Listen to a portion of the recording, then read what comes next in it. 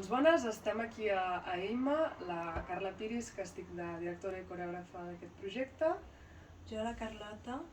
Jo soc la Marta. I també vindrà la Maria Garriga, que són les ballarines i cantants, en aquest cas, que estan en escena. I bé, estem en un projecte que es diu Voices for Eyes to Hear, perquè els ulls escoltin, que treballa doncs, la relació del moviment amb la veu, de la dansa i del so.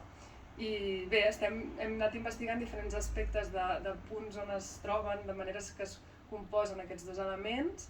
I bé, en aquest moment del procés aquí a EIMA estem tant en una fase de perfeccionament dels materials que ja tenim de les altres estades d'investigació que hem fet, i alhora estem obrint algunes parts que teníem ganes d'explorar més enllà amb aquesta residència, no? Per exemple, amb el públic. Exacte.